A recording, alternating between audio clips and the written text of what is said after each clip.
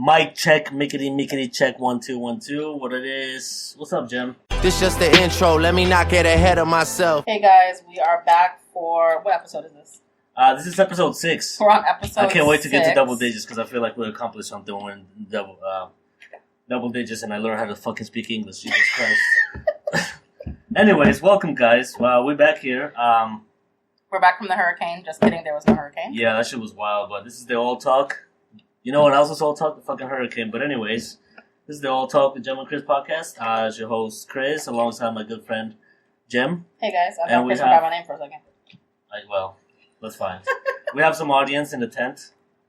Don't ask me how. Don't even ask me how. But anyways, let's get right to the shits. Let's start with the hurricane or lack of. Okay, so I kind of feel low key like guilty for joking about it because of the devastation that happened in the Bahamas. Yeah, for sure. Let's just start by saying, all jokes aside, they took the beating for us. For sure. People are right now. I think they said the death toll is at 43. Is that what it is? Yes, 43 people now confirmed dead. There's looting and a bunch of things going on. So I don't want anyone to get offended thinking that we're joking about it. But in all seriousness, every year they scare Floridians with all this panic, this hysteria. I was leaving my job early and I went to the Dollar Tree and saw 2 women fighting over a can of fucking pork and beans. I feel like there's always a fight at Dollar Tree though. Everything is $1. It's like a token. You know what I'm saying? What are you fighting off? Right, it's like you're gonna get a cheaper price. Yeah. It's all $1. They were harassing. Like if I win, don't charge me taxes. Right. And it was I don't want to pay the 6 cents, fuck. And it's insane to me that crazy. Every year this happens. I mean, Lowe's was selling out of generators. Now, when you think about it, generators are like, what, $500 to $700? Yeah. And people, they were like all gone. So, I mean, I think it's a little frustrating when you're a Floridian. Obviously, the meteorologists can't control the fucking weather. But I think instead of causing like a mass panic every single fucking year, just tell people, hey, listen, be cautious. As always, any big storm, just get your shit together, get your food and everything like that. But also, I feel like Floridians are low-key dumb because you live in a state where there's fucking hurricanes every year. Word. Why is it that you wait last minute to go get a fucking can of pork and beans? It's been happening. And I feel like the other thing, though, is that with the media, they help these companies like Home Depot, Publix, all that other shit capitalize. You know what I'm saying? Like, if you put people in fear, the first thing they're going to do is run to the store to buy, everything they can with money they might not even have because, we're trained to think of the worst outcome. Right. But it's like you said, it's this shit every year. Every year we're in the same spot. Everybody's fighting over stuff. And I'm standing at fucking Walmart Patrick Star with my $3 trying to figure out, well, the fuck, how am I going to, what am I going to get for my family, with this money? And it's like everything's already gone. Like even today I was shopping with my family at Walmart and there was still shit completely bare off the shelves. There's still houses that are boarded up with fam. Nothing's happening. I feel like that because I'm not taking mine down because I don't want to take them down. The next thing you know, we actually do get hit with a hurricane. That's like she said, not to take away from the people who did suffer major damage and deaths and all that shit. Prayers to people in the Bahamas. And another thing too, when people are donating, y'all need to make sure that these companies and charities are legit. Oh, it's going for sure. Right, because I feel like any fucking bozo off the street could be like, this is for the Bahamas. Yeah. And it's like some old white lady named Martha, and she's just hoarding everything in her fucking house. No offense. No offense to white people, but I mean anybody. Black people even worse. Haitians are 10 times worse. I'm Martha, and I can't fucking stand her, so we good. We just Martha. Yeah, make sure the charities are legit. Make sure that you're looking into this because these people do need help. I feel like I've seen some people do it on Facebook. It's there were some people that were gathering shit in Merritt Island, I believe, in Melbourne today, just sending supplies. I feel like that's more of. I trust that more. You know what I'm saying? Because tattoo shops are doing it too. Yeah, I like that. Yeah. When you donate money, it just they're not getting. You know what I'm saying? Bahamas will probably see 5% of whatever the people raise. And they're absolutely and saying no money. And I feel like every year that's the scam. Yeah, it's people with money instead. It's just crazy. But like I said, prayers to everybody in the Bahamas and everybody who's may have family members there that are going through a tough time. I'm glad and knock on wood that we don't get smoked by the next hurricane just for talking shit. Honestly, low key, the piece of shit in me wants I want something big to happen. Every year I'm waiting for my palm to fly into the street. I don't know. I think it's because I'm a psychopath and I just want something fun. Wait. You have a plan though if that happens? Because I mean, I know you were thinking about like moving, so it's like, I just speed it up. Right. I feel like if something happens, like we can definitely be like, well, we have no home, so I'm going back to Colombia. Yeah, I mean, low key, I just want something to happen, but at the same time, I think it's just I like wind. And we don't have central air in my house, so I just be praying for like a nice wind to come in and just chill the house. That's dope because after a storm, like it's so chill. So outside is so like breezy and chill. Like I love that shit. Next 2 days it's 97 degrees. Yeah. So that's where we're at now. So like I would go back to whatever. But like I said, let's just pray for whoever did get smoked by the shit, and let's hope that I know there's a couple storms forming, but we're not. That's the thing with Florida. Yeah, we'll just wait until until we're get killed. There. Then I'll take it seriously. This man said get killed. You know what I mean? And I feel like the only people who really take this shit seriously are like homeowners.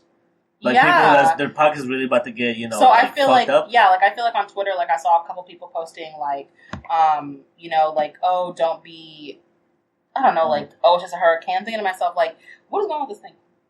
I don't know, but now I see the audience and I'm nervous. Anyways. But I'm thinking to myself, if your house gets messed up, you have to pay for that out of pocket. 1,000%. So it's like if you live with your parents, you don't really have any worries because they're home. Even renting, because like a lot of times the landlord's going to take care of that shit. But like for example, my sister, she owns her own place, and they go the extra mile when with the storm. Like they had those metal shutters and like everything. Prepared. They were prepared, which is like as it should be because this is your home. You know what I'm saying? So it's like, but people who are ignorant like me were just kind of joking about it.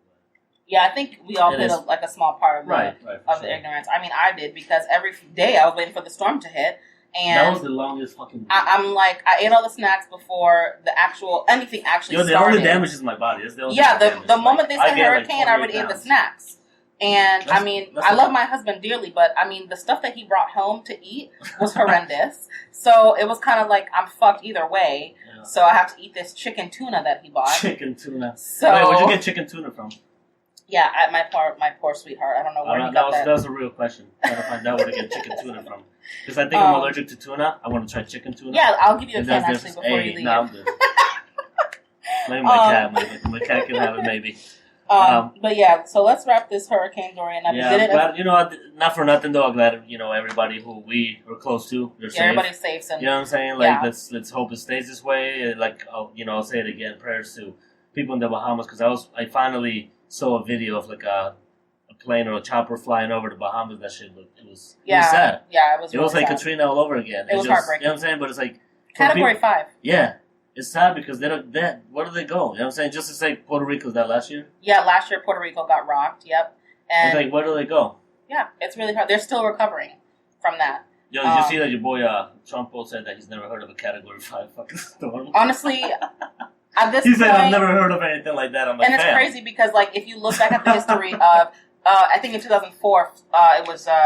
Florence was a Category 5, and my family, we lost the roof to our house. See? We had to stay in a shelter, and if you've ever had to stay in a shelter with like 7 Haitians, you can understand like a Category 5 hurricane does fucking exist. You were, I think that was that the year that we had all those in a row? Yes, back to back. I stayed in a shelter because we got evacuated, and I got here in 2002, so I was pretty like I've never been around a fucking hurricane, so I was scared. It was a mess. Yeah, it was nuts. So for him to say, "Oh, I just never heard of it," like it happens, we can assure you. Never heard common sense. I mean, yeah.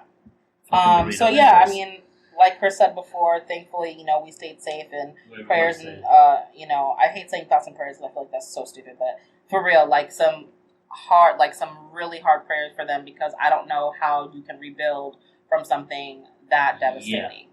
I got him a marketing bag though. You know what I did because like I feel like we dropped the last episode in perfect timing because like when I finally uploaded everything, it was right before the storm. Right. So a lot of people hit me up and were like, "Yo, we listened to your podcast during the storm because there was nothing else to do." I'm like, "I know." Thank you. I know what I was doing. I was tracking the storm. I'm like, "Okay, it's close. Let's drop the fucking episode." You know what I mean? But yeah, so let's get it off the topic. Like I said, glad everybody's safe. Prayers to Bahamas. And so what's next in the docket? So next topic, we're going to talk about process of a breakup. Okay, so you and I have been through our favorite time of the year. Yeah, we've been through our fair share of breakups. And I mean, not like I'm trying to top anyone, but I was literally married to a crackhead. So I feel like, it's a longer process because their brain is back in like, they're like 15 years from where they should be. Yeah. So basically, I mean, I'm just going to throw myself under the bus. Me, I was very petty during the whole situation. Mm-hmm. Petty in the sense of, like, I wouldn't everything while you were a crackhead. And I feel like, is that okay for me to do? No, it's not. I think I was just really hurt. And I think when we're hurt, we do a lot of fucking things that we shouldn't do. So I think that we grow out of it. I feel like we've all had our shares of toxic, bullshit when, during a breakup. And as unfortunately, we go through so many relationships that we kind of we learn to do better and be better. But I mean, for some people, that's not true because I mean, I've seen things on Twitter. We should be able to claim that shit on our taxes. Breakups? Well, just, failed relationships. Yes. Like, start saving all the receipts from when you go out to eat and all that other bullshit. See, I'm not going to lie to you. When me and my ex-husband broke up, I literally had, a bill of all the things that he owed me. And I was like, I don't know who's going to cash at me this payment, but, I mean, the gas that I spent running around chasing you and stuff, I would like to have, reparations. I need my reparations. I need the miles in my car. I need to, fucking dial it back. Yeah. But, I mean, I think that a lot of people, unfortunately, during breakups, we all go through that petty situation. We all go through that petty moment. Yeah, because I feel like that shit brings the worst out of people. Because here's the thing that I realize. Even if you don't like somebody like that, it's the sense of control when that breakup and then you start to act out of pocket. So you're like, okay, well, so you want to break up with me and make me look stupid? Well, I'm going to do X, Y, Z. Does that make sense? So I think that... No, yeah. I mean, it shouldn't, but it does. Unfortunately, that's how we are as humans. It's nuts because people, like I said, it brings the worst out of people. People who you spend however much time with. See, my thing is the screenshot thing. It's this is a screenshot generation where if you said receipts, something... That's what it is, receipts. That's and I'm guilty of this because I screenshot everything that people say when they want to try me. I think it's because I'm a Capricorn, but I feel like... the screenshot zodiac sign. Yes, and it's people do that. One of my friends, I'm not going to mention their names, but she's kind of going through a situation where she's the new girlfriend and the ex-girlfriend is sending her screenshots of what was said, with this person, and it's kind of what is the point of doing that? The relationship is over. Clearly, he's in another relationship. Right. That's to me is a huge toxic part of the breakup. Is people want to let me slide in her DMs and be like, well, I'm with so-and-so now. Bitch, who the fuck cares? Congratulations. I've had that happen to me where it's I like when they say, oh, you're not going to find somebody like me. I'm like, please. Please, I hope to God. That's the fucking goal. Right. Otherwise, But I feel like breakups allow you to see a side of people you never thought, you know what I'm saying? That you're going to see during the relationship. And although it's rough to go through and it's fucking shitty, in a way, it makes you glad that you got it. You know what I'm saying? Because, shit, I could have dealt with this later down the road. You know what I'm saying? It was worse for you because you were married. Right. And then it's the worst I've had for me was, not to say the worst because I got a beautiful daughter out of it, but, being in a relationship with my daughter's mom for 3 years, that's a new level. That's not just break up, fuck you. That's a kid. Right, because you have a child, yeah. You're never going to stop. But at the same time, it's kind of the toxic steps that, usually comes from the person's, once you guys are not together, they get a significant other who knows nothing about the situation or why you guys broke up, then it's kind of they want to be petty and immature and start saying stuff to you. And I'm thinking to myself, this woman is literally sliding in my DMs for a man who doesn't brush his teeth regularly. And I feel girl, this is not where you want to go with me. It's kind of she posted, I'm pregnant, I'm having his baby. That's great. I'm so happy for you. There's really no need to be toxic because I'm not fighting over someone that doesn't brush their teeth Monday through Friday. Yeah. You know what I mean? It was with, my daughter's mom. She got into a relationship after, I don't know how long after, to be honest. I didn't pay attention to that. And she's been with the same guy since. And he's a good guy. He's you know what I mean? Shut up. And so it's cool because it kind of took away. At first, it took away from me having to deal with the toxicity, right? And then it gets to the point where they fight and they hit you up and take it out on you. Right? Ever had that happen to you? Yes. Yo, don't you got somebody to fight with? What am I? What did I? Why are you messaging me with this crap? Yeah. So I think that on that topic, it's really hard. I think that people just get wrapped up in their emotions. One thing. Speaking out of not it's a breakup, but I think. What's the thing you hate the most about somebody doing? If you break up with somebody, what's the one thing that you fucking hate that they're doing? I really think it's the whole... during the breakup. I think it's the after, like, the first couple of months or the first couple of weeks where they're trying to make you feel guilty. Like, for example, if you kind of just, if two people separate, there's kind of that stage where it's like, the stage where they're like, okay, you know, things could have worked out. We could be better. Like, no, homeboy, we really can't. It's not going to work out. Call me homeboy when we work out. Like, that's how petty I am. You know what I mean? Like, my shit is I hate the most. You can do anything else to me. But when you go on, like, social media and start posting subtle shots at me. Right. Like, saying this and that about, you know what I'm saying? Like, I just be like, tag me. I don't know why I fucking hate it more than. And it's like, you know, they'll delete you or you'll. Okay, but this is. See, I delete. This is my process when I break up. The very first thing I do is I get rid of everything on social media about us. Okay, you have the time. Right, so and it's not because I'm trying to talk to other people, other females. Right. It's like a process of moving on. Like I don't want to see evidence anymore. Right. I'm not posting. But shit I'm gonna throw you about under the bus for a second. I Hey. think that also goes with the type of people that you do date to begin with, because people can be mature about breakups. There doesn't need to like these. Wait, really?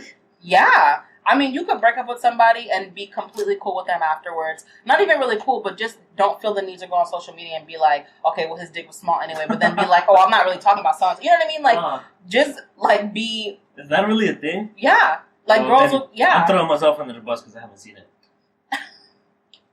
I think... And that's another reason why I get rid of them on Facebook, because I know that's the first thing they're going to do. Right. So I don't want to see it. But that's the thing I fucking hate the most. Taking like subtle shots at me, like, can you at least tag me so I can laugh? Right, just literally just put my name. It's because really easy. Like, for example, recent breakup, homegirl, you know, her shit is not it's public, her Facebook, but every post that she would make about me was private. So everything else she posted, I couldn't see. So I could see. Well, I don't know if I'm gonna offend her, like you know. So she had to go to her settings. I don't even know how to do that. This is what you do, because I'm petty and I've done it before. Hey. You have to go to your settings, type the person's name in, and then you have to block them from every individual post that you're posting. That's and it's like, come on, who has the time for that? Who has the time? What the hell? I don't know. Okay, well, but that's the thing. You know what I'm saying? Like, and she's posting it not only because she has another really good friend of mine. Right. Also, he was also not seeing it. Right. But there's people that are also like mutual friends, and they were like sending me screenshots on Facebook. Which like, is another. And I'm like, look, I know you have good intentions behind that, but please stop. Right. Because what am I supposed to do with this information? If she's not saying it directly to me, what do you do with that information? Right. And don't you think it's making you look bad if you're sitting there on fucking Facebook talking shit about somebody, right? That you broke up with? Oh, and that's the other thing. They'll say, oh yeah, I am so glad I broke up with him, but really it's the other way around. They'll never say. No, my favorite is like, I feel so free, about to be back out here. Shut the fuck up. Yeah, like you were just texting me saying, can we work things out? Nobody and when cares. I said no, you're like, oh, it's just a fucking dead weight off my chest anyways. Right. So yeah, I think that part. You know what I'm saying? It's just like, it's the pettiness, and it's obviously it's always going to happen. We all have, you know what I'm saying? I'm not saying that I'm perfect and I don't do my toxic shit after a breakup, but it's just like the shit that I do is shit that I keep to myself. I'm not making myself look like an idiot out there, and people be like, "Yo," I'm not even gonna lie. I did. I was like when I broke up with the Eyebrow Girl. Was the one that had her eyebrows all the way wrapped around her ear? Okay. No, fuck that bitch. No. Okay. No, my daughter's mom. Okay. I was toxic as fuck. Because this is what I thought of, because we were together for so long. We both told the same thing about me, that the reason why I said things shouldn't work out anymore was because I wanted to get back out there and start hooking up with females. Right. I thought the same thing. But when I broke up, I didn't want to do it. I didn't want to deal with anything. Right. You think that you do. Right. But then you don't. I took to drinking. I was drinking heavily, you know, at my old job, during work, after work. You know, it was bad. I did like my own. That's when I picked up smoking. Right. You know what I mean? So that's like toxic shit that I do, that everybody does. But I'm just like, there's just certain levels that I'm not going to cross. You know what I'm saying? I'm not making myself like, you see this shit I post on Facebook. I'm fucking stupid. But I'm not, you know what I'm saying? Like, yeah, and I feel like I'm really extra because I'm married. And I feel like even when we are not, like we're fighting. We have Cody in the audience. Shout out Taylor. Shout out. I'll go on Instagram and I'll post like the dumbest shit, like, oh, he didn't want me when I'm green. And I was like just some dumb shit. I don't know. Whatever post I see, I'll be like, let me just be petty as fuck and like post that shit. Whatever you posted there yesterday, I was literally dying. I don't know what you said. Yeah, and people are like, oh, how are you gonna talk about your man like that? First of all, my man's not skinny like that. Like he's not gonna fly out the window on 95. And like, second of all, like I feel I feel like that's just like, you know, the pettiness of it, but that's just, you know. I mean, people cope with things differently. So at the end of the day, you know, especially me, like I was talking to somebody else in the audience that I won't name because everybody has their own ways to deal with things. So like me studying psychology, I've learned you're trained to not judge people, you know, men's behavior. Right. Because you're not supposed to. But it's like, it's hard. You know what I'm saying? Like, there's certain things it's hard to like, say. Come on. I think I've been saying that I'm going to stop being petty for at least like 7 years. Yeah, that's since I met you. And the other day, someone sent me a picture of this bitch's name. I will say, sent me a picture of Pale and her boyfriend. And I said, have you guys seen that movie Get Out? Because he looks like before the camera flashes. And I mean, I'm trying really hard to not be petty, but I mean, I don't think this podcast would work if you weren't petty. I'm still in that bag. So it's kind of like, I feel like if we're gonna take this podcast to the next level, then you know. I think I'll only say people's names if I like really hate them. And I mean, I really kind of hate her, and I feel bad for her. But yeah, I think I'm working on that. I think everybody has you can be mature and break up. You just have to be at that point in your life. Imagine that, and it's what we know about that though, because every time we are with someone, excluding my husband, they're petty as fuck. So here we are. Yeah, that's what I'm saying. When you said I'm gonna throw you under the bus, and then I was like, "Hi," and then you said what you said. I'm like, I have nothing to say. Like you're 1,000 fucking million. I think I just knew it was. And that's the thing. It's funny Eyebrow because Girl. What's her name? What's her real name? Some like Ashley, some white, right? Yeah. Okay. She owes me an Apple Watch and $100. Did you buy her an Apple Watch? Fam, I don't want to talk about it. Wow. Yeah. You got some changing to do. I just want I want to watch this. Speaking of changes, so we're going to talk about a forgiveness bag. So kind of tell people what the forgiveness bag, like the definition of it, what it is. So it's pretty much what's your forgiveness bag? It's like when you're in an extreme situation where, let's say, you got caught cheating, some crazy. What's your extreme? What's the most you're gonna go for? Like, what's the most you're willing to do to get forgiveness from that person? I think it depends on what you're asking, because okay, let's say, hypothetically speaking, some wild happens between you and your husband, and you need to ask forgiveness because your marriage is on the line. Yeah. What do you do? So, you know how people will fucking propose because they're trying to fucking they'll be like, no, I was actually gonna marry you, and I was. I think really? that's like hood niggas. Like they fuck up. Like they're like, you know what? Let me go out here and post on Instagram that I love so and so much, and I'm taking that from the hood. Yeah. I was gonna get out of the life. But I think for me personally, so I've been in that situation with my husband when we first started dating. I was really not taking my medication. I wasn't in a stable mindset. So there was very volatile moments in the relationship. There was a bunch of things that I thought we would never get past. But one thing I realized in my forgiveness bag definitely changed behavior. I feel like when we are hurting people and we're doing stuff, obviously if you're going to cheat on somebody. A dick doesn't just fall inside of you and you're like, well, here we are, you know what I mean? Or vice versa. So I'm kidding. That's so I think that, for me, it's definitely changed behavior. You can't say that you're sorry and then keep doing the same shit over and over again. So for me, that is my, if I had changing, if I had a forgiveness bag, it would just be changed behavior inside of it. Because I feel like that's the best way to show someone. Because some people be going through the extreme with it. You know what I'm saying? They'll propose.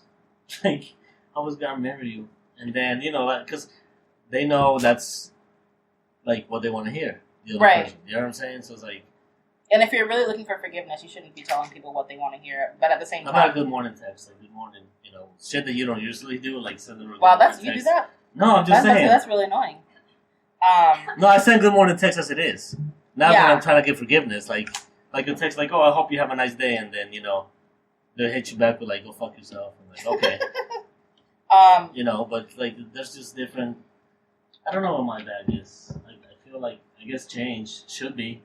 Yeah, I think that. It's not. But one thing too about the forgiveness bag is like we have to realize too.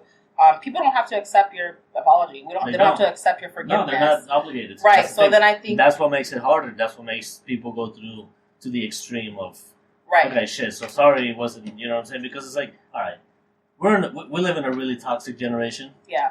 And people have literally heard it all by now. Yeah. You know what I'm saying? So it's like, if you're gonna apologize to whoever, okay, yeah, that's the same thing the last fucking person told me. But you know what's weird what's different? What's weird that you bring that up is like I have seen Twitter videos where they'll do like the whole proposal thing, like the dudes get on his knees and they say no, and they just say no. Like niggas are so dumb. Like you cheat on me with 25 women, but you want to go to Chili's and have the balloons and shit. Like I'm gonna say yes. Like I'm really confused. You know, proposing to Chili's is nasty. First of all, I mean, like Chili's is dope, but don't propose to me. I mean, I'm not gonna lie. Me and my husband fuck up Chili's like literally twice a week. Oh, for sure, but don't propose to me at Chili's. Go like Cheddar's, I'll think about it. But even that's ghetto. So but that's a big ass fish tank. I'll be like, all right, I'm gonna think about it. But that's how people. That's how people operate. Is like they'll do something to you, right? And then it's like, here's 4 baby goats, and I want you to forgive me. You know what I mean? And we'll it's offer you 4 baby goats. Let's talk about it. What? Let's talk about it. You know what? I feel like that's some strange situations. I feel like that's a really specific example. Okay, so this is okay. So when I was like, I think like 17 years old. My mother, shout out to her, she was like, this Haitian family, they're coming in from Haiti, and they want to offer us all these fucking things. So I'm thinking to myself, like, of 17 years on this earth, I'm worth 4 baby goats. And they look like they were malnourished. Like, they weren't even, like, actual, like, good baby goats. So, I mean, that was, like, her way of, saying, like, okay, we forgive you for being a slut in these streets. So our forgiveness baby bag goats. Is offering, getting 4 goats from people. Wait, so, those goats are the ones that, when you scare them, they just kind of tip over and like, paralyze, right? No. Goats do that. You never seen that shit? No. Look that shit up. Okay, I gotta look it up. Look it up now. Look, we're gonna talk while she looks. Okay, but you know what? If you scare a goat, they like literally like freeze up and just tip over. I think that's like a thing that we need to do. Yeah, what? Like scare a goat? Yeah. No, this is on record. But yeah, we will. But yeah, I think that. Wait, so speaking of like just kind of getting off the forgiveness topic, well, not really. Do you think that if somebody proposes to the other person and the other person says no, is their relationship over? I had this discussion with somebody. I think I posted it on Facebook a while ago. I did, right? What do you think? Because I got mixed reactions. I think it is. I mean, if you're a lesbian, it is, because lesbians propose within like 2 hours of knowing each other. So I think for them, or people who are in the military. Oh, God! Between lesbians, no offense. We live in the military. It's like a competition. And I love lesbians, but I think the top 2. I think for them, realistically, it's over if they propose. You got some crazy fucking like examples tonight. Listen to me. It's so true. I know. Like lesbians would be like, okay, like we've been together for 3 weeks. I think it's time to take the next step. And if one says no, 2 weeks later, they're in a relationship with someone else. And I think for them, that's like a thing. But I think for like other people, it just really depends. I don't think that someone's gonna propose to you if they're not like if you've ready. Let's say you're with the person for a long time, where like as far as everything goes, it's the right timing for it. Like let's say we've been together for 4 years, whatever. We live together and everything. You know what I'm saying? And then person proposes and they say no. Well, I mean, I just don't think. I don't know. I feel like that person is just not ready. There could be something that's going on with them. Like they could have a side piece. They're not ready to make that, that step to like, oh, I'm cheating on my husband versus I'm cheating on my boyfriend type thing. And I feel like one of the things I was telling my husband is that I think we are in a weird generation. Yeah, right. If they're waiting on the side piece to propose, like I don't know. I want choices. Yeah, I don't know. I feel like it's weird because men and women do it. The whole, like, men will propose to women, vice versa, whatever. And sometimes that person is literally just not ready. Like, you could be with someone for 4 years, and for those 4 years, you're both on complete opposite pages. Like, for example, the guy comes home, and he thinks everything is good or whatever, but meanwhile, while the girl is home or whatever, she's doing her own thing. She has her own separate life aside from being with the dude. So it's like, I just think that it's really based on you as a person. What would be the worst way to be proposed? Like, what do you think is the worst honestly, way to? Okay, if somebody... so my ex-husband proposed to me after a 5-day binge of doing heroin with a stolen ring. And I was like, this is like a real moment. Like, this is like a real thing right now. So that's like the worst way. Oh, in the parking lot of Poolies. So this police? Yeah, this is ghetto ass police up here. And it's like, in your mind, you're like, I can't believe I'm outing myself in front of like all these people, but like, it's just, you know, I don't know. That's like the worst proposal that. I was gonna say like going to Walmart and proposing like in the food court, but that takes the cake. Like if you go to in that little area of Walmart, yeah.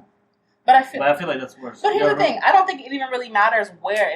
If you're like actually in love with someone, like who cares where they propose? Like it's not a show. Me, I'm superficial fuck. Okay, but not that I want somebody to propose. But if you're gonna propose, like I look at things like that. Like I feel like when you're proposing to somebody, your whole life's about to change. You know what I'm saying? Like it's like a big step, right? Right. So it's like I feel like until you guys get that first FPL bill of living together, that's even worse than the actual proposal. Well, they have a program where the bills don't go up now. My mom said it, so look into it. For FPL? Yeah. I don't trust them. No, she's been doing it for a while because I got the old. I don't know. We're all over the place. We're all over the place. But anyways, but no, I feel like when you're proposing to somebody, like, fam, like it's supposed to be special. You know what I'm saying? Like in a lot of. Maybe that's really, like, superficial and, like, materialistic of me to think that way. But I feel like if you're proposing and you're asking somebody to pretty much, like, give up their freedom. You know what I'm saying? Like, they're like, singular freedom. If you're thinking about it that way, then you don't need to propose to anybody. Because Look, you're right. Because I think that, you know, marriage is when done with the right person, marriage is a wonderful thing. No, I agree with you 1,000%. That's how I think. I'm just saying in general, I guess I should have been more specific. Society these days, because of how, especially social media has put such a high expectations on how people are supposed to do things. I feel like now, all the videos that you see on social media about proposals, it's not even about like how I feel about you. It's just me trying to one up everything else that I'm, you know what I'm saying? Like, you propose like at Disney, I'm gonna propose on a fucking International Space Station. I see people like go and like they're proposing on like these huge mountains and shit. I wish my husband to God would have my black ass on top of a fucking mountain, and like proposing to me. What if he pushed you down and you said no? Like, hi. Or what if I just fell because I'm fucking clumsy and my wig got in my eye and I just like fell backwards? It's not to me. It's not that serious. I feel like if I'm in love with this person and you say let's go to our favorite spot, like let's go to I'm something meaningful. You know what I'm saying? Like it's more like that's what it is. That's the way I think. It's something that like the first like proposing, for example, like where you had your first date. Yeah, that's cute. Or where you smashed the first time. Anything. You know what I'm saying? I don't know if you saw, but this beautiful black couple, like shout out to everybody that's like, you know, black love. I love it. It's beautiful. It is beautiful. They proposed, he proposed to his fiance at fucking Chick-fil-A. And everybody's like, oh, that's so ghetto. I did see that. Beautiful. That was dope. It was beautiful. It was. Like that's where they met. Didn't they get like free Chick-fil-A for life? Yeah, first of all. Because fam, shit. Like, free Chick-fil-A for life? Like, I'm about to do a fake one to get Chick-fil-A for life. Honestly. Let me borrow that ring. I was going to tell my husband, as ghetto as it sounds, Chili's. That's where I want free meals from because really? I love Chili's. Like, I'm so basic, but I love Chili's. Their Southwest egg rolls are fucking fire. So I can't eat that because my husband let me rephrase this. My husband is doing keto, and now I'm doing it with him. So all I can eat is air and rice cauliflower, thousands of bottles of water. So yeah. I feel like I'm going to do it now too then. But anyways, okay, so I guess we kind of got off. No, don't do what? Propose? I was going to propose to get free food. You should do that. But like, somewhere like expensive. But I feel like, you know, all restaurant staff are really dead inside, so I don't think they're even going to care if... Not here. No, they'll be like, get the fuck out of here. Yeah, I think... Get out. And we know what you're doing. We heard your podcast. We heard you. Trash. So we keep incriminating ourselves. Okay, so back to, you know, that was just kind of... I guess, like I said, everybody's attitude is different, but, you know, forgiveness with... like, I just think, like, society has put such a high expectation on what you're supposed to do for everything that it's, like, just little shit doesn't cut it anymore in general. You know what I'm saying? Like, yeah, you have to do, like, everything. And I feel like I'm kind of guilty of that, too. My husband has called me out about that because, like, I'm such a, like, Instagram person. Like, I feel like I live on my phone and I want to post all these things on Instagram instead of really, like, you know, being in the moment.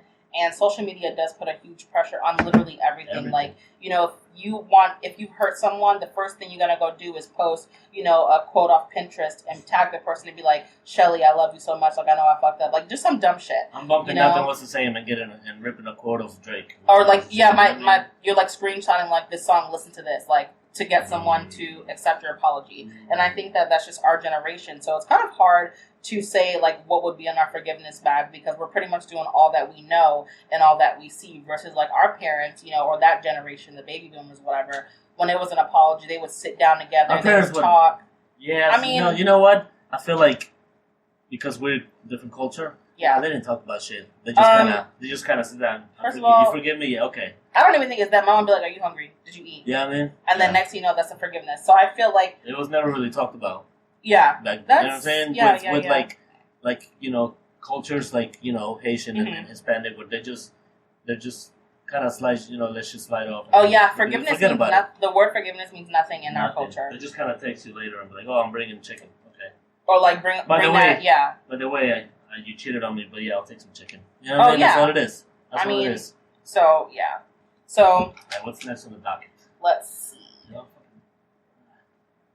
Okay, so you want to talk about what matters to us in a rapper, but I also want, before we get into that, on a more serious note, I want to dedicate this episode to Bailey Reeves, who was killed. She's the trans woman that was killed, and I want people to say her name. I want them to post about it because this is something that really means a lot to me, and I think that our generation is not doing enough to you know look for justice for these women. And it's really frustrating because, like, people can post on Twitter all day fucking long. And there's an education that people just need to sit down and really understand what their words do to other people. Yeah. Because of the constant, you know, the phobia of trans people, of gay people, of everybody that's not like what they're used to being. This is the phobia of difference. Right, the phobia of difference. We're not doing enough. And I feel like I'm so tired of, like, the Facebook post, the Twitter post, like, every time we open our mouths and we say something, we're putting something into the universe. Here's the thing, yeah. I feel like I'm sorry to cut you off, but I think that we underestimate our voice. We underestimate the impact that we have on society with social media. A big example, the shit we were talking about last episode with the chicken sandwich from fucking Popeyes. Yes. Like I read somewhere that these fucking people like made them just based off social media like propaganda that they didn't pay for, made them $27 million in like a matter of weeks for a fucking piece of chicken. Right. So people like I said, we underestimate the power that we have with our voice and what we talk about on social media.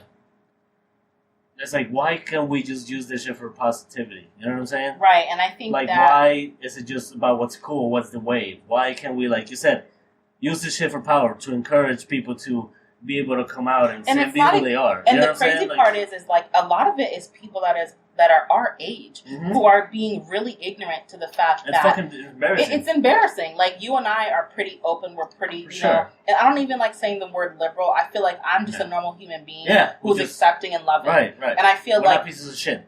Right. And then you think about the fact that this woman that died was 17 years old. And we all know people that age. You know, we were that age at once. And it's like her life has been taken from her because people can be so ignorant to things they don't know.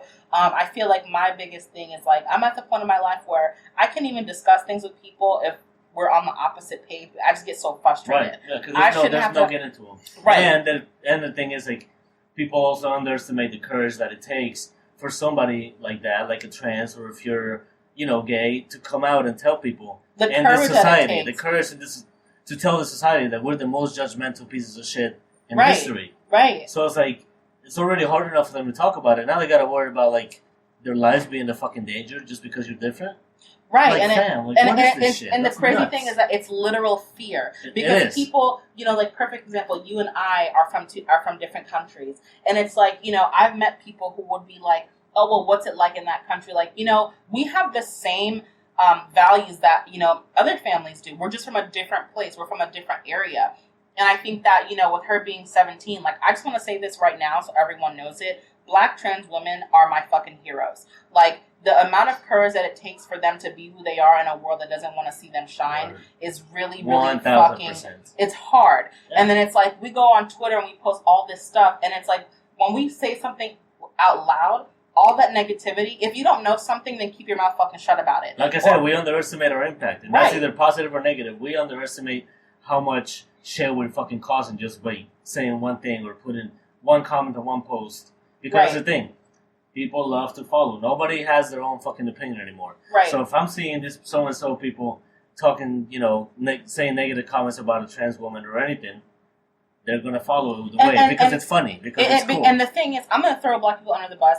Like, me being from a Haitian family, the hardest thing that I had to get through was, like, when I grew up, the whole being gay, whatever thing was, like, Satan. Meanwhile, my family... Oh, yeah, same with Hispanic culture. And, like, but meanwhile, our families are so toxic. So it's like, how could they sit there and talk about things that they knew nothing about, and then pretty much like embed this into our brains? Right. And I feel like one of the things is, if you don't understand something, ask about it. There should be no need to be slandering people to the point where they're either committing suicide or they're literally getting fucking killed in their vehicles, at random because they're fucking different. So I think that if you're one of those people that doesn't understand that shit, pick up a fucking book. Right. Talk to other people. There's so much...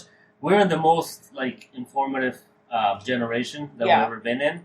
It's literally super fucking easy to learn enough about anything, to not be an ignorant fuck about things like this and judge. You know what I'm saying? Just read. Look up. All you gotta do is go on Google and type in the word trans, and I swear to God, you'll find at least fucking 1,000 like these articles. But here's the thing: is like, we don't see anything positive. It's all like the negativity that people are like putting out there. So I think, and I'm not telling people to go out there and fight and be like the Avengers out here in the streets, but you need to be proactive and learning about other people, taking the time to talk to other people. It's not the ideas that your parents put inside your head, because you're not that person anymore. Once you leave your parents' house and you're on your own, you have your own identity. And I think that was one of the hardest things for me, being, a Haitian American, to really get out of, because people don't really understand, what it's like or what we go through, versus like, American culture is very different. And most Americans, are open and stuff, versus like, people from our countries. Yeah. So yeah, definitely, like I said, I feel like if you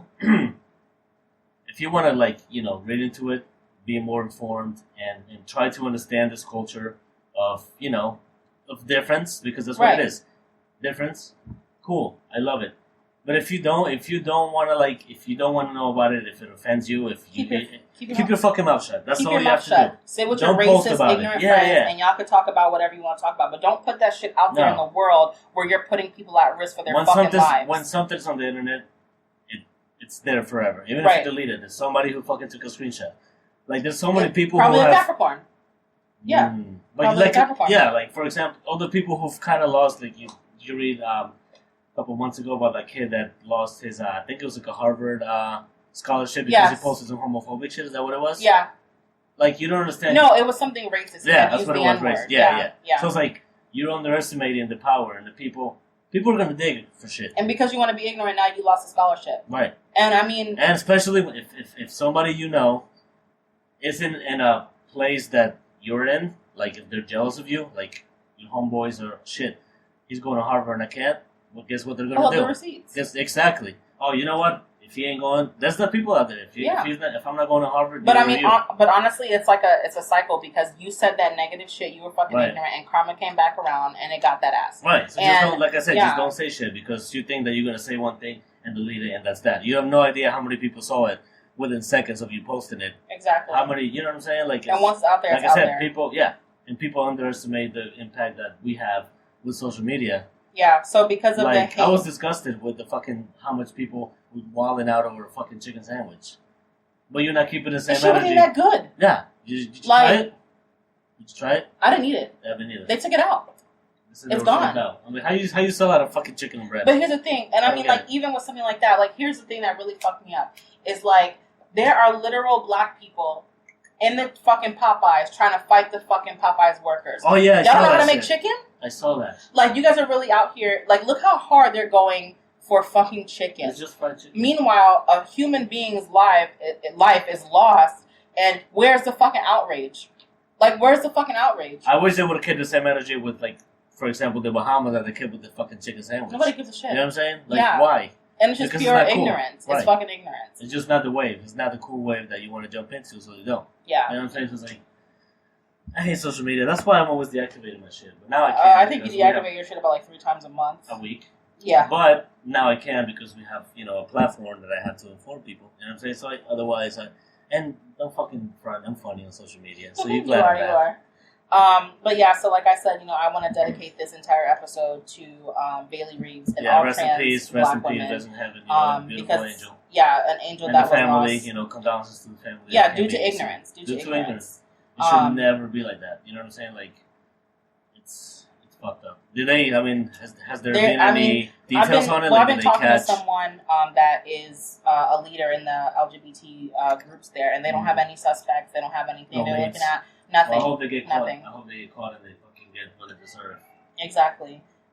So and yeah. by that I mean a broom up the ass. But seriously, don't be a fucking bigot. Like, if you don't understand something, keep your fucking mouth shut. That's all. It's not that hard. It's really not. It's You're truly not as not. funny as you think I am. But yeah, so you're not as funny as me, so don't bullshit. Anyway, so what's So our last topic is gonna be what matters to us in the rapper, and I kind of like battled about this topic, but then I listened to your favorite Joe Budden, and kind of realized like I do want to kind of get into that topic. Well, you listen to like what his music? I listened to the show. Oh, okay. Yeah. So I think for definitely. Wait, did you hear the diss tracks though that I told you about? I haven't. I couldn't find them. Yeah, it's on SoundCloud. I don't have SoundCloud, so you have to send me a link. Maybe YouTube. I'll look on YouTube. Yeah, that should be on YouTube. Like what's the criteria that you have, that a rapper has to fulfill for you to label him as great? Okay, so if you're rapping about the trap, you need to be a drug dealer. Generic shit, yeah. You need to be a drug dealer for you to be considered. Yeah. I don't want to listen to you talking about bitches and hoes when you went to a private school. Your mom's name is Henrietta and your dad is Clarence, and they both drive nice cars.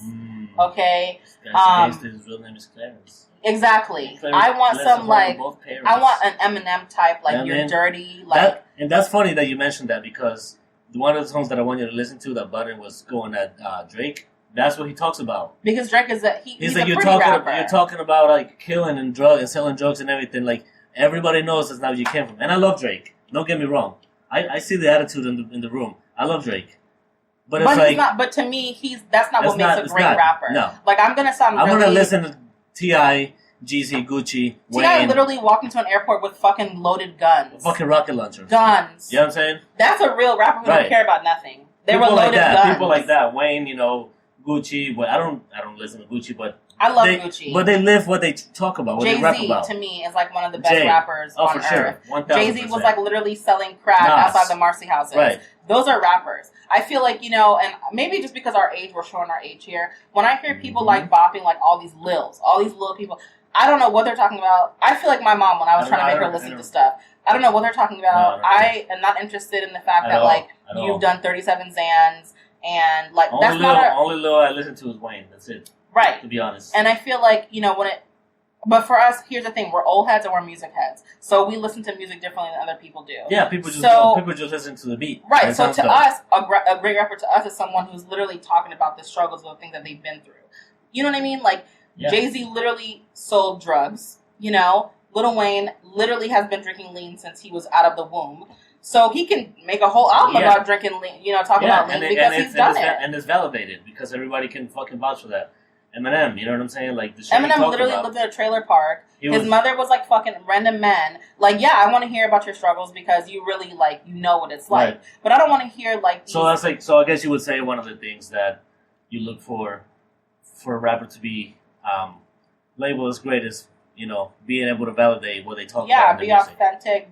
Their originality, because you can't really compare Jay to Eminem. You can't compare Jeezy to Nas because they're all in separate, areas. But I mean, if you look up their track records, they have the proof to show, like, listen, I went to jail. I did all these fucking things. You know what I mean? So it makes the music a little bit deeper. When I'm in my car and I'm talking about selling bricks and shit, like, I really feel it in my soul because they're really for real. I'm clocking in that fucking Colin Sanders place and I'm like, oh yeah. Yeah, I'm walking into my doctor's office job after. But yes, okay. So the later least one, I think being able to validate the content of what you're speaking about in your music. Yeah. I think another one for me is I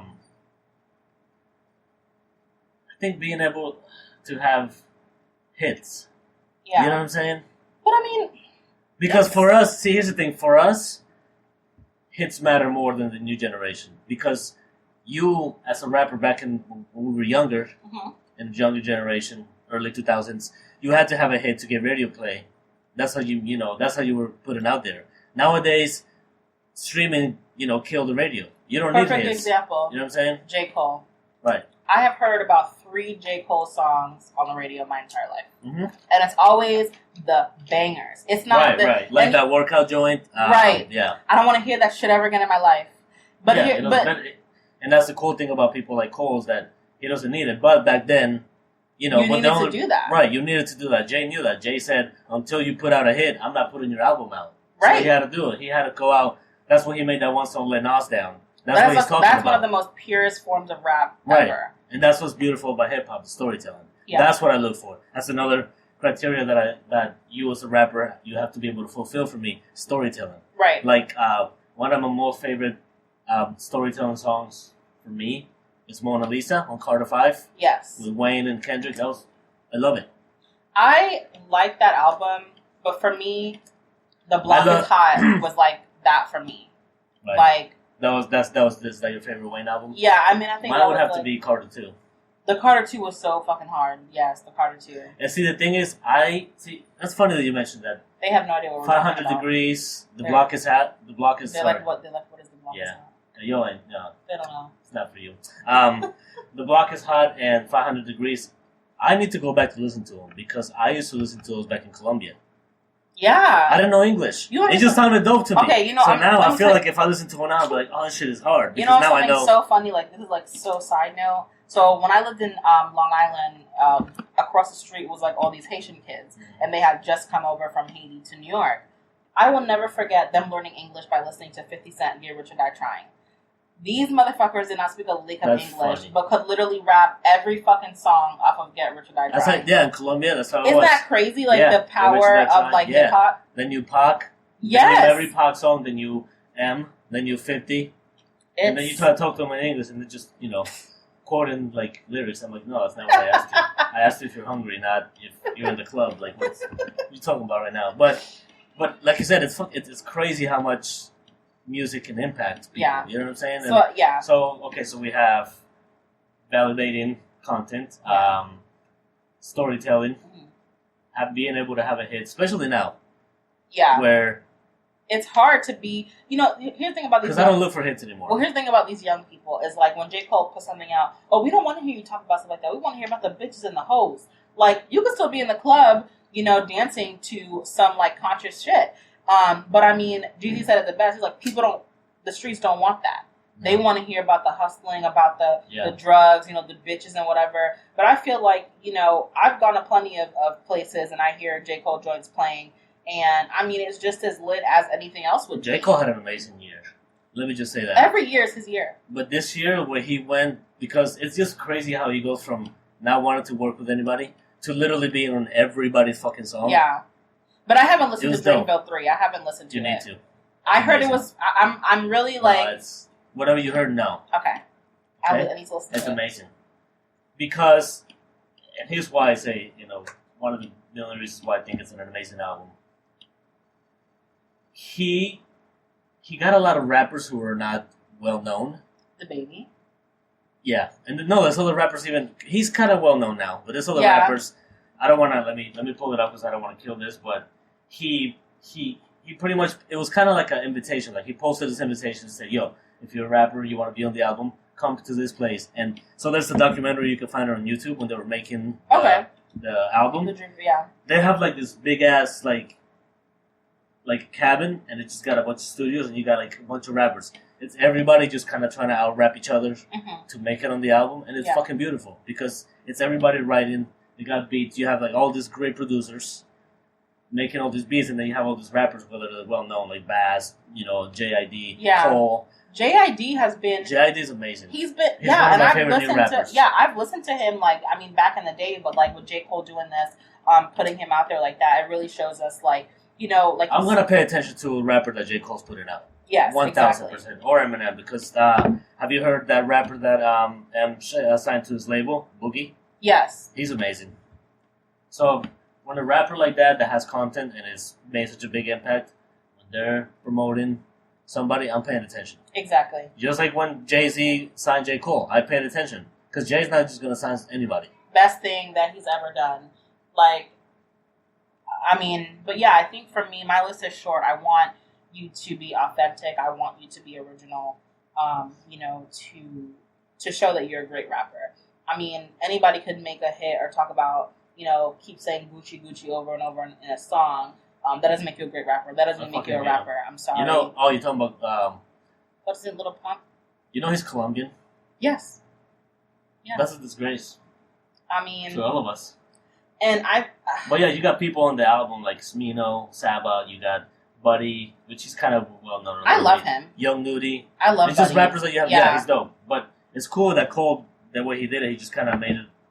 He gave all these rappers a chance to be out there, and they all fucking killed the album. Like, I think you'll really enjoy the album, start to finish. I think I'm gonna listen to it. I have it on my phone, so I'll actually listen to it. So what we talking about? Yeah, so we have that. We have content, validating content. Validating content. We have being able to put a hit out. We have what was the other one that we said? Originality.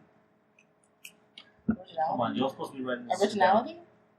No, well that's another one though. Yeah. Originality. Yeah. Being able to, because like rap, it's nuts. Everybody's rapping. Everybody, especially now. Especially now with the age of SoundCloud, fucking did this. SoundCloud. They gave us all these littles. Yes, exactly. It's all their fault. Yeah. So SoundCloud, really fuck you right now. Seriously. Yeah.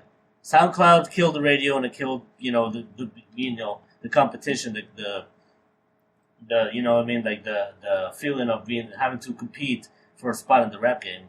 Yeah, everybody's a rapper now. Like we could literally make a song right now because we have a laptop and a mic and just keep like rewinding something, you know what I'm saying? Or speeding it up. I think that's and a good it'll idea. work. I think I'm gonna try. I mean, I have the tattoos already. I think I'm gonna try to rap. You just gotta get one face tattoo. Just get like a tear. Or my personal favorite. What was the one rapper that passed away? That has that X smiley face thing. Lil. I called him Bo Peep the other day. Like I thought that was. I totally forgot his name. I think that's him. But yeah. So there's just a lot of things, and like I said, rap. You know, it's hard, and there's so many people out here now rapping that shouldn't be, like you said, that it kills. It's unfortunate. It's unfortunate, and it kills like the feeling of competition that you should have in rap. Like back in the day, where you were really fighting, recording day and night to get your mixtape out, and going mixtapes. You know what I'm saying? Literally going personally to a record label and begging them to just check to my play shit your out. shit. You know what I'm saying? Like now A&R agents and raps. Right. These kids don't know nothing about that shit nowadays. Kids don't even need labels anymore. They don't need record labels anymore. They don't need managers. All they need is fucking SoundCloud on the internet. Yeah, if you need something, if you have a cool beat and you're promoting it enough, it's gonna go out there. It's gonna blow up. And I just want to throw this out there because this really bothers me. These kids will be out here like people just realized that Panini by Lil Nas is a rip from Nirvana, and I'm like, how could you not? Like, are we not paying it? Nothing. They're like, oh, I love this beat. This beat was created like 25 years ago, and it's like that's what they're doing. They're disrespecting a legend. What's that one kid, the one with the weird teeth that eats hot Cheetos and had to go to the hospital? Lil Xan had the nerve to say, he said Tupac gave me this beat, so that old head is going to be something new. Like, are you fucking kidding me? Like, these people have to work on these beats. Like, Timbaland is the longest running producer in the game that's creating his own Shout out Timbaland, beats. he's amazing. You know what I mean? And, like, they disrespect people that literally busted their fucking ass to get, just even like 30 minutes of studio time. They take these new things, they add these words, things that don't make no fucking sense, and then everybody's like, oh my god, I love him so much, it's so great. And it's like, dude, Kurt Cobain literally killed himself. Like, I think he did. You don't think he killed himself? Nah. I think Homegirl has something to do with it, Courtney Love. But I think she has like 4 brain cells. I don't think she's... That's a whole different fucking episode that we could talk about that. Because I have a whole... See, but now I'm like, about that? Okay, here's the thing. Yes. And not to take it away, because most of the people who were depressed and that, it was a different time. Right. when you don't even know. Like, they show a whole different side when they're in public. Yeah. But it's like, I can't. I saw his interview, and it's a rare interview that I somehow, I came across on YouTube. It was like a really rare interview. They were interviewing, this lady was interviewing Kurt Cobain. Mm-hmm. And it was like, I think they said it was the last interview before he died. Mm-hmm. If you hear him speak, the shit he talks about, how, like, happy he is with his kid. Yes. With Courtney, how everything's going for him in his career. I can't. And like I said, yeah, keep in mind that they both were heavy drug users. Yeah, for sure. She is just now getting clean after like 30-some years. But he had just gotten out of rehab. Yeah. So I find it hard to believe that you go from just getting out of rehab and being clean for however long to being extremely high, doing that much amount of heroin that they said was in his body and killing yourself. I find it hard to believe. I don't, you know what I'm saying? Like, it just doesn't add up to me. And like I said, we'll never know. Yeah. I just don't think. Which is the worst part. I just don't think anybody who's even that high on heroin is going to have the, We don't know. But, that's just, like I said, it's a whole different fucking topic. But so I guess next week we'll do a little bit of conspiracy theories for you guys. But yeah, so we kind of got everything out that we needed to say. And I'm going to say it again. We're dedicating this episode to Bailey Reeves. And our Rest in peace, Angel. Yeah, our thoughts really go out to her family. And I mean, more than just thoughts, like action. If you're listening to this right now, if you hear any type of, ignorant things about trans people, please stick up for them, whether it's online, whether it's in person. I mean, make sure that you're safe, make sure that they're safe, but don't let the ignorance, keep repeating this vicious fucking cycle where we're losing innocent fucking people who just want to live their truth and be themselves. Like we said, nobody really know, and even I don't. I mean, I can only imagine, but I can't really speak for them to know the amount of courage it takes for somebody to come out. Yeah. Like with speaking of homeboy, that Panini kid, what's his name? Lil Nas X. Yeah. I thought it was just Lil Nas. Lil Nas X. Did you see the shop interview? Yeah, my heart was broken. That's how I was getting because he's a sweet person. Yes. So for him to come out and say I'm gay, it takes a lot. But of, it's the ignorance. But here's the thing, and I feel like I can say this: it's the ignorance of the Black community. They do not do enough to teach their children it is okay to be these things. I mean, let's just really say it. Like, you look at white families and they're so accepting of their children. I mean, is it hard for them? Yes, it's hard. But as a Black person, like my brother came out as gay, and I mean, he was completely shunned from the entire family. Right. And I think what do you think that is? Like, what do you think is the reason? I think it's just they don't know any better. I mean, think about it.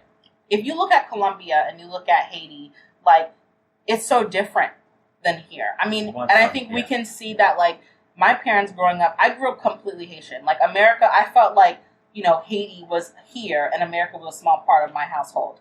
And when I went out to be with my friends and stuff, I didn't even understand what being gay was or, what this meant, because my parents were so afraid that I was going to become a big gay if I knew who gay people were. And it's like they live in this constant, this constant ignorance and this constant fear, which it makes me really happy to see young Haitian millennials out here, at rallies, out here, sticking up for, the LGBT community, because we were taught to literally fear these people and have this horrible view of them.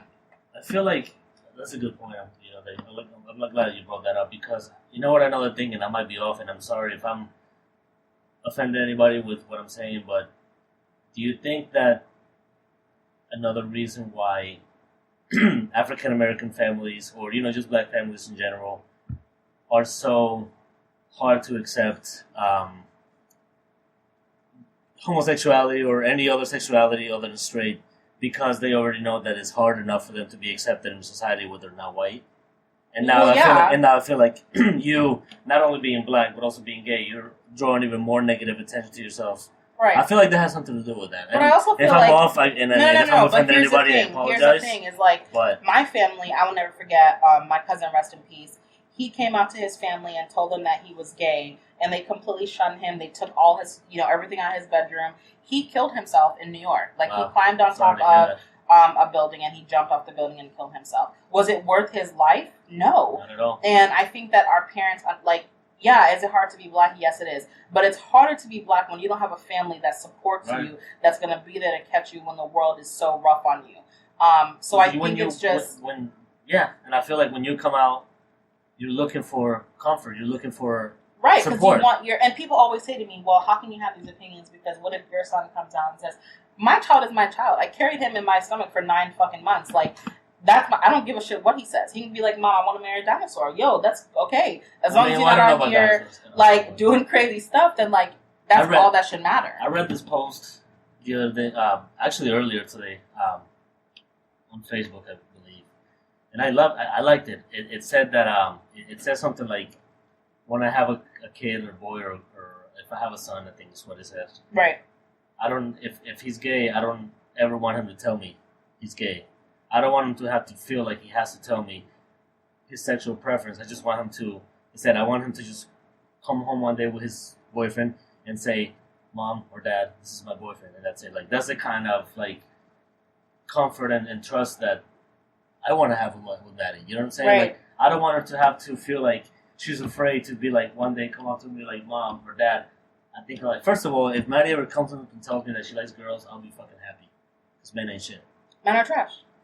Yes, I love you and my husband, but men we're trash. So I will be glad. But I don't want her to have to feel like she has to make it a thing. Like, sit me down, like a production. Sit her mom down and be like, look, I have to tell you something. Like, if she came up to me and said that, I'd be like, that's it? Like, that's what you have to tell me? Okay. Right, cool. Like, go take the chicken out the freezer. You know what I'm saying? Yeah. Like, I thought you were going to say, like, you fucking scratched my record player. Yeah, like, you scratched my records or, you know what I'm saying? Like, you fucked up my FIFA game. That's a problem. But if you just, that's the kind of comfort that I want to bring.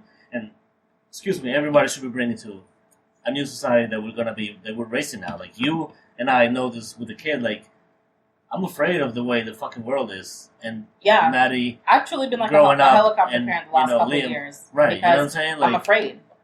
It's bad. You don't know what being yourself into, and then us not being around to protect them. Right. Because, like, I feel like society is just getting worse. It is. I feel like it is. Of the ignorance. And like I said, it's the lack of people doing research. Right, that's all and it understanding. And it's like people don't... one thing that my uncle told me, shout out to my uncle because I love him more than anything on this earth.